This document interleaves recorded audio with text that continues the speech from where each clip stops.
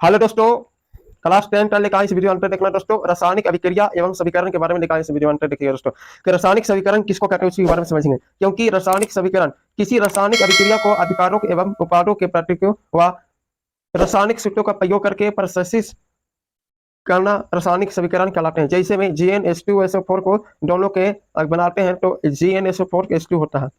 फिर आगे है अभिकारक। समझेंगे कि अभिकारक किसको कहते हैं। ऐसे पदार्थ जो रासायनिक अभिक्रिया में भाग लेता है उसे अभिकारक कहते हैं। मानी ऐसे पदार्थ जो रासायनिक अभिक्रिया में जो भाग लेता है उसे अभिकारक कहते हैं। जैसे में Gn और H2SO मानी संतुलित अम्ल दोनों के मिला लेते हैं तो GH2SO4+2 होता है, तो ये बन जाता है अभिकारक, क्योंकि दोनों में रासायनिक अभिक्रिया भाग ले रहा है। जब दोनों में रासायनिक अभिक्रिया भाग लेता है उसी को बोलते हैं अभिकारक पदार्थ। अब है कि उपाद अभिक्रिया किसको कहते हैं उसके बारे में समझें। आप सभी कि उपाद किसको कहते हैं। ऐसा पदार्थ जो रासायनिक अभिक्रिया के संपूर्ण होने पर प्राप्त होते हैं उसे उपाद कहलाते हैं। जैसे ऐसा पदार्थ जो रासायनिक अभिक्रिया के फलस्वरूप एक नए पदार्थ का निर्माण करता है, उसे उपाद कहलाते हैं। जैसे में लेते हैं कार्बन प्लस ऑक्सीजन, दोनों का अगर मिलाते हैं तो कार्बन डाइऑक्साइड एक बड़ा पदार्थ का निर्माण करते हैं। इसलिए कि दोनों लेता है रासायनिक अभिक्रिया भाग ले रहा है, मानी ऐसा पदार्थ जो रासायनिक अभिक्रिया में भाग लेने के फलस्वरूप एक नया पदार्थ बनाता है उसे उपाद कहते हैं या प्रतिफल कहते हैं, क्योंकि प्रतिफल को उपाद भी बोला जाता है। समझिए कि प्रतिफल या उपाद इसी के बोलते हैं, मानी प्रतिफल को भी उपाद भी कहा जाता है। चलते हैं आगे। अभी आगे हम समझेंगे कि संतुलित समीकरण मानी संतुलित रासायनिक समीकरण किसे कहते हैं। इसका एग्जाम्पल सुनिए।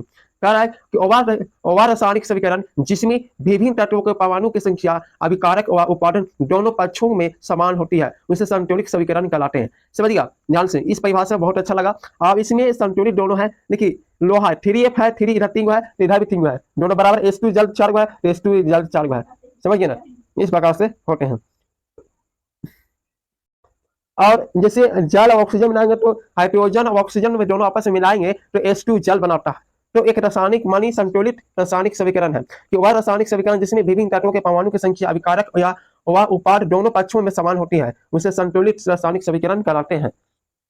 अब अगर रासायनिक अभिक्रियाओं के प्रकार के रासायनिक अभिक्रिया के निम्न प्रकार की होती है। पहला प्रकार होती है संयोजन अभिक्रिया, दूसरा होता है वियोजन अभिक्रिया, तीसरा होता है ऊष्मक्षेपी अभिक्रिया, चौथा अभिक्रिया होता है ऊष्मशोषी अभिक्रिया, पांचवा अभिक्रिया होता है विस्थापन अभिक्रिया, छठा होता है द्विविस्थापन अभिक्रिया, सातवां होता है उपचयन अभिक्रिया ऑक्सीकारक अभिक्रिया और आठवां होता है अभिचयन अभिक्रिया। इस प्रकार के रासायनिक अभिक्रिया के प्रकार होते हैं, ये 8 प्रकार के होते हैं।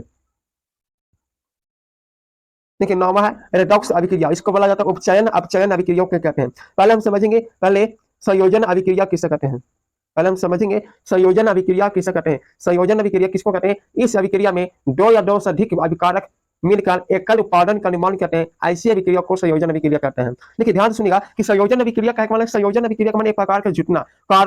कार्बन ऑक्सीजन को दोनों को आपस में मिला दिया जाए तो एक नए पदार्थ का निर्माण करता है, जैसे कार्बन डाइऑक्साइड होता है तो संयोजन अभिक्रिया होगा, क्योंकि आपस में जुटता है। संयोजन अभिक्रिया के दूसरों को जुटा सहयोग करता है, उसको संयोजन अभिक्रिया कहते हैं। मानी कहता है संयोजन अभिक्रिया का अर्थ होता है कि संयोग मानी 2 या 2 से अधिक पदार्थ आपस में मिलकर एक नए पदार्थ का निर्माण करता है, क्योंकि 2 या 2 से अधिक पदार्थ है और आपस में मिलकर एक बड़ा निर्माण का पदार्थ करता है, उसी को संयोजन अभिक्रिया कहते हैं। जैसे यहाँ पे H2 दोनों को मिला देंगे, अगर हाइड्रोजन गैस और ऑक्सीजन गैस के दोनों को मिला दिया जाए तो जल का सूत्र होता है। समझिए ना। आगे है जैसे गंधक दहन, जैसे सल्फर ऑक्सीजन को मिला दिया जाता है कि 2 या 2 से अधिक आपस में मिलकर एक सल्फर ऑक्साइड होता है, तो ये है गंधक का दहन होता है। जैसे और बना दिया जाता है जैसे कैल्शियम ऑक्साइड। अब कैल्शियम ऑक्साइड है तो चूना पत्थर होगा, मतलब चूना होगा, खाने वाला चूना हो गया तो कैल्शियम ऑक्साइड। और कैल्शियम ऑक्साइड में अगर जल को मिला दिया जाए तो जल चूना होता है, मानी बुझा हुआ चूना। अब बुझा हुआ चूना होता है कैल्शियम हाइड्रोक्साइड होता है। समझिए ना। आगे चलते हैं वियोजन अभिक्रिया किसको कहते हैं। समझेंगे कि वियोजन अभिक्रिया किसको कहते हैं, क्योंकि यहाँ पे आ गया कि वियोजन अभिक्रिया वह अभिक्रिया जिसमें एकल अभिकर्मक टूटकर 2 या 2 से अधिक उत्पाद बनाते हैं उसे वियोजन अभिक्रिया, क्योंकि वियोजन एक दूसरे को टूटता है, एक बड़ा पदार्थ को टूटकर 2 या 2 से अधिक पदार्थ का निर्माण करता है, उसे वियोजन अभिक्रिया कहते हैं। वियोजन अभिक्रिया कहने का मतलब है कि एक बड़ा पदार्थ टूटकर 2 या 2 से अधिक पदार्थ का निर्माण करता है, उसे वियोजन अभिक्रिया कहलाते हैं। जैसे उदाहरण दिया है फेरस सल्फेट का वियोजन अभिक्रिया। जैसे फेरस सल्फेट का इसको एक बड़ा पदार्थ है, एक बड़ा पदार्थ को टूटकर 2 या 2 से अधिक में पदार्थ का निर्माण करता है, उसे वियोजन अभिक्रिया है। जैसे संगमरमर का सूत्र होता है CaCO3 होता है, तो ये होगा वियोजन अभिक्रिया, एक बड़ा पदार्थ है, इसको तोड़ेंगे तो कैल्शियम ऑक्साइड तथा कार्बन डाइऑक्साइड होता है। समझ गया, यही यहाँ पे बता रहे हैं। तीसरे में कैल्शियम कार्बोनेट को वियोजन अभिक्रिया कहलाते हैं। अब कहेगा कि कैल्शियम कार्बोनेट का कैसन अभिक्रिया है, तो कहेंगे कि वियोजन अभिक्रिया है, क्योंकि क्योंकि वियोजन अभिक्रिया है कि कैल्शियम ऑक्साइड है चूना पत्थर को, इसको एक बड़ा पदार्थ का टूट कर दो या दो से अधिक पदार्थ में निर्माण करता है, उसे वियोजन अभिक्रिया कहते हैं। जैसे कहे माने कि एक चूना पत्थर का संगमरमर के सूत्र है CaCO3, इसको तोड़ेंगे टुकड़ा होगा तो दो या दो से अधिक में बैठेगा, तो calcium oxide plus carbon dioxide होता है। समझ गया। आज चलते हैं तीसरे एग्जाम्पल देखते हैं। तीसरा कहता है कि सिल्वर ब्रोमाइड भी एक प्रकार का वियोजन अभिक्रिया कहलाता है। जैसे एक बड़ा पदार्थ है, दोनों को टूटकर दो या दो से अधिक में पदार्थ का निर्माण होता है, उसे वियोजन अभिक्रिया कहलाते हैं। तो इस अभिक्रिया का प्रयोग श्याम सफेद का फोटोग्राफी में किया जाता है। इसका ना फोटोग्राफी में किया जाता है प्रयोग, आप समझेंगे। तीसरा सवाल है कि ऊष्मक्षेपी अभिक्रिया किसको कहते हैं, क्योंकि बहुत बड़ी एग्जाम आया है कि ऊष्मक्षेपी अभिक्रिया क्या है, उसका परिभाषा दे रहे हैं। ऊष्मक्षेपी होता है कि वह अभिक्रिया जिसमें ऊष्मा ऊष्मा ऊर्जा के रूप में उत्सर्जित होती है, ऊष्मक्षेपी। क्योंकि इसका ऊष्मक्षेपी होती है तो वो ऊष्मा के ऊर्जा के रूप में होती है, ऊष्मा ऊर्जा के रूप में मानी ज्यादा प्रभाव पड़ता है, मानी ऊष्मा होता है वो ऊर्जा के रूप में उत्सर्जित होती है, ऊष्मक्षेपी कहलाते हैं। उदाहरण में जब बात किया जाए इसका, तो प्राकृतिक गैस का उदाहरण देख लेते हैं जरा। प्राकृतिक गैस उदाहरण देखते हैं कि प्राकृतिक गैस है तो सी होगा मेथेन, मेथेन का गैस होगा CH4 मेथेन गैस है, इसमें ऑक्सीजन मिला दिया जाए तो दोनों में आपस में मिल जाए तो कार्बन डाइऑक्साइड और जल का निर्माण, ऐसे ऊर्जा का उत्पन्न होता है, इसमें इस प्रकार होता है। चलते हैं आगे। अब कहता है दूसरा पॉइंट है कि श्वसन एक ऊष्मक्षेपी अभिक्रिया है। क्योंकि कहता है कि श्वसन है ना, श्वसन एक प्रकार की ऊष्मक्षेपी अभिक्रिया है। मनुष्य को जीवित रहने के लिए हमें ऊर्जा की आवश्यकता होती है, या ऊर्जा हमें भोजन से प्राप्त होती है। पाचन की क्रिया समय में खाद्य पदार्थों में टूट जाते हैं, क्योंकि खाद्य पदार्थ जैसे पाचन की क्रिया समय से खाद्य पदार्थ का टूट जाता है, मानी भोजन करते हैं, जब हमें भोजन से प्राप्त होता है, जब पाचन क्रिया समय से हमको कह रहा है खाद्य पदार्थ का टूट जाता है, क्योंकि धीरे धीरे पचने की बात करता है। तो श्वसन, जैसे श्वसन की मुंह से खाते हैं, तो मुंह से खाने से पहले हमको हमारा शरीर में भोजन प्राप्त करते हैं, हमारा पाचन क्रिया से समय से क्या होता है कि खाद्य पदार्थों में टूट जाते हैं। जैसे चावल होता है, आलू तथा ब्रेड में कार्बन डाइऑक्साइड होता है, इसे कार्बोहाइड्रेट के टूटने से ग्लूकोज का प्राप्त होता है, मानी कार्बोहाइड्रेट को टूटने से क्या होता है, ग्लूकोज के प्राप्त होता है, या ग्लूकोज हमारे शरीर में की कोशिकाओं में उपस्थित ऑक्सीजन से मिलकर हमें ऊर्जा प्रदान करता है। इस अभिक्रिया का नाम होता है श्वसन कहलाता है। जैसे यहाँ पे ग्लूकोज है, ग्लूकोज में हम ऑक्सीजन को मिला दिया जाता है तो कार्बन डाइऑक्साइड होता है, और जल का ऊर्जा का मात्रक होता है, इसी नाम से जान लेते हैं। अब यहाँ पे होता है कि तीसरा पॉइंट है कि साग सब्जियों के विघटित होकर कंपोस्ट बनाकर ऊष्मक्षेपी की अभिक्रिया का उदाहरण है। चलते आगे। अब आगे सीखेंगे ऊष्मशोषी अभिक्रिया। अब ऊष्मशोषी अभिक्रिया किसको कहते हैं, जिन अभिक्रियाओं में ऊर्जा को अवशोषण होता है, मानी ऊर्जा को अवशोषण कहलाते हैं। जैसे मानी हाइड्रोजन और हीलियम को दोनों ऊर्जा हो रहा है तो एक साथ मिल जा रहा है, समझिए ना, ऊष्मक्षेपी इसी कहलाते हैं। आगे कहते हैं, आगे हम जान लेंगे विस्थापन। विस्थापन अभिक्रिया किसे कहते हैं, इसका बारे में ध्यान से सुनिएगा कि विस्थापन अभिक्रिया किसको कहते हैं। विस्थापन अभिक्रिया किसे कहते हैं, उसी के बारे में जानेंगे परिभाषा। ऐसी अभिक्रिया जिसमें किसी यौगिक के अणु के किसी एक परमाणु अवस्था समूह के स्थान पर कोई दूसरा परमाणु अवस्था समूह आता जा रहा है, मान आ जाता है, उसे विस्थापन अभिक्रिया कहते हैं। समझिए, इसका उदाहरण में दिया है, इसका उदाहरण में इसका JN है, कॉपर सल्फेट है, इसको विस्थापित करता है, क्योंकि कॉपर को अलग करता है। जब यह कॉपर सफेद साथ में रहता है तो विस्थापित किया तो कॉपर को साइड में कर दिया जाता है, इसलिए लोहा को कॉपर सफेद में मिला दिया जाता है, तो दोनों इसी में कॉपर को उठा के साइड में रख देता है। इसी के जब साथ में रहते हैं एक दूसरे स्थान पर फेंक दिया जाता है, उसे विस्थापन अभिक्रिया कहलाते हैं। समझिए।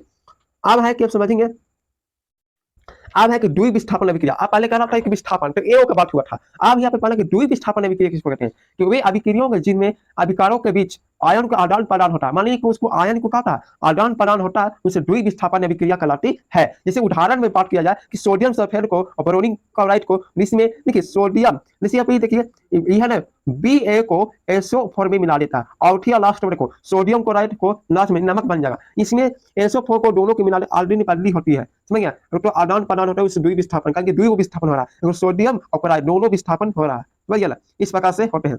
आगे है उच्चायन अभिक्रिया। अब यहाँ पर समझना है कि उच्चायन अभिक्रिया किसको कहते हैं।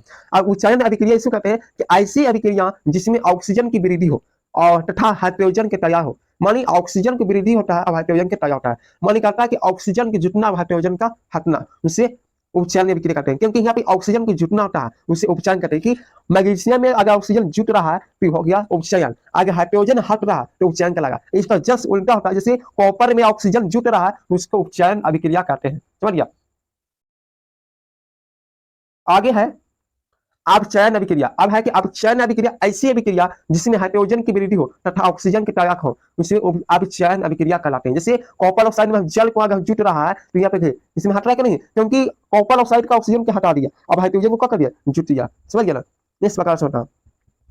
आप समझेंगे रेडॉक्स अभिक्रिया किसको कहते हैं। जिन रासायनिक अभिक्रियाओं में उपचयन तथा अपचयन की अभिक्रिया के साथ साथ होती है उसे रेडॉक्स अभिक्रिया कहलाते हैं। देखिए उपचयन अपचयन के एग्जाम्पल दिया उदाहरण में, कॉपर ऑक्साइड जल में हम मिला दिया जाए तो कॉपर को साथ में H2 जल मिला दिया जाए तो यहाँ पर बताए थे कि उपचयन होता ऑक्सीजन की वृद्धि होती है। देखिए हाइड्रोजन में ऑक्सीजन की वृद्धि हुआ तो जुड़ दिया, और कॉपर को हटा दिया जाए तो इसलिए कि हाइड्रोजन का हटाना, तो कॉपर को हटा दिया, हाइड्रोजन नहीं था तो कॉपर को हटा दिया तो अपचयन हो गया। समझिए ना, इस प्रकार से होता है।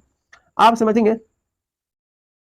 दैनिक जीवन में उपचयन अभिक्रियाओं के प्रभाव, क्योंकि पूछता जैसे संरचना, जब कोई धातु अपने आपस में अम्ल संतनाटा आदि के संपर्क में आती है तब यह संरचित होती है, इस प्रक्रिया को संरचना कहलाता है। जैसे उदाहरण, चांदी के ऊपर काली परत, तांबे के ऊपर हरी परत, चढ़ना लोहे पर जंग लगना, इस सब वही होता है। समझ गया, तो आज इस तरह से होती है। विकृत गंधियां होती है, तेल का वाष्प चयन हो जाने पर यह विकृत हो जाती है जाते हैं तथा इनकी गंध या स्वाद में क्या होता है, परिवर्तन हो जाता है। इनका प्रति ऑक्सीजन कारक मिलकर भोज पदार्थों के निवातित पात्रों में सकता कर आता, इसमें नाइट्रोजन प्रवाहित करके इस प्रक्रिया को रोका जा सकता है। जैसे आलू के चिप्स की थैलियों में नाइट्रोजन प्रवाहित करके इन्हें अपचयन होने से बचाया जाता है। समझिए ना, इस प्रकार से रहता है। तो आप लोग ये देखिए बहुत अच्छे, कहता है कि बचपन में बार बार पूछेगा एक सवाल कि बड़े होकर क्या बनना है, जवाब आज मिलेगा फिर भी बच्चा बनना होगा। कहता है कि 3 बेहतरीन की सलाह लेना चाहिए, सोच मत शुरुआत करो, वादा मत करो साबित करो, बतलाओ मत करके दिखाओ, क्योंकि कुछ भी करके दिखाओ, बताओ मत। समझ गया, तो आज की वीडियो यहीं तक रहेगा। तो अच्छा लगा तो आज की वीडियो यहीं तक है। अगर वीडियो पसंद आए तो लाइक कर देना और चैनल को सब्सक्राइब कर देना दोस्त।